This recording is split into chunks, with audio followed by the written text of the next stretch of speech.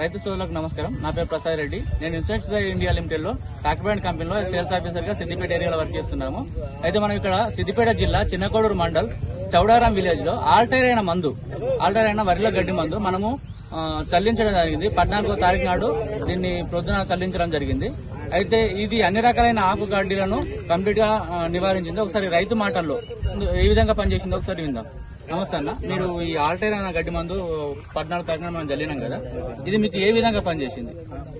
చల్లినాక ఒక వారం రోజులకు మొత్తం ఆకు గడ్డి మొత్తం చచ్చిపోయింది.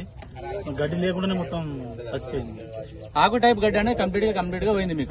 ఇప్పుడు మనము 8 రోజులుగా వెళ్ళినాము, ఇప్పటికి 8 రోజులు అవుతుంది. 14వ తారీఖున వెళ్ళినాము, ఇలా 22 తారీఖు కంప్లీట్ గా ఆకు టైప్ గడ్డి అంతా కంప్లీట్ గా పోయింది. అయితే దీని ఫలితానం ఏంటంటే అన్ని రకాల గడ్లు పోతాయి అన్న. నాటేసినాక దీన్ని 5 రోజుల లోపు చల్లుకోవాలి. అయితే మేము చిన్న ప్లాన్ ప్రకారం 8 రోజుల తర్వాత వెళ్ళాం. 8 రోజులకు వెళ్ళాం మేము. అట్లయినా పనితనం ఉన్నది దీంతో. ఆ రిజల్ట్ చూపించడానికి మీకు ఇక్కడ ఇంత దూరం రావాల్సి వచ్చిందన్న. ఆల్టర్ అయిన మంది, ఇది కొత్త మందు.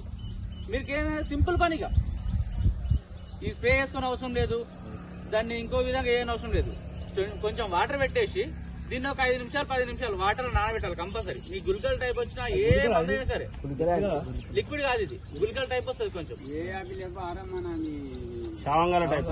మన ఎక్స్పోర్ట్ మందు టైప్, దాని లెక్క షాంగల టైప్ ఉంటుంది. దీన్ని ఏంటంటే దాంట్లో కొంచెం ఒక 5-10 నిమిషాలు నానబెట్టేసండి. మందు ఫార్మేషన్ కానీ కొంచెం టైం పడుతుంది. 5-10 నిమిషాలు నానబెట్టేసి పొలానికి మొత్తం చల్లుకోండి. ఆల్టైర్ వాడక ముందు